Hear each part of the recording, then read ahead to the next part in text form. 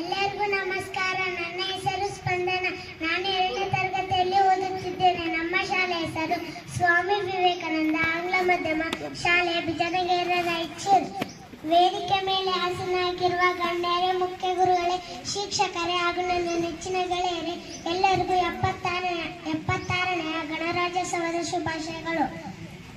ಭಾರತದ ಸಂವಿಧಾನ ಅಂಗೀಕಾರವಾಗಿತ್ತು 1949ರ ನವೆಂಬರ್ 26ರಂದೇ. ಆದರೂ ಅನುಷ್ಠಾನಕ್ಕೆ ತಂದಿತ್ತು 1950ರ ಜನವರಿ 26.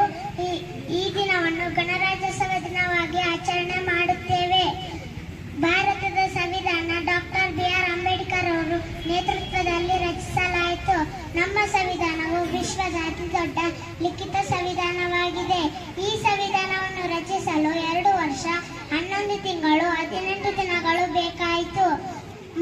ಭಾರತದ ಸಂವಿಧಾನ ಜನರನ್ನು ಸಶಕ್ತಗೊಳಿಸಿದೆ, ಸರ್ವರಿಗೂ ಸಮಾನತೆಯನ್ನು ಒದಗಿಸಿದೆ, ಮೂಲಭೂತ ಹಕ್ಕುಗಳನ್ನು ನೀಡಿದೆ. ಭಾರತಕ್ಕೆ ಸಂವಿಧಾನವೇ ಬಹುದೊಡ್ಡ ಬಲ.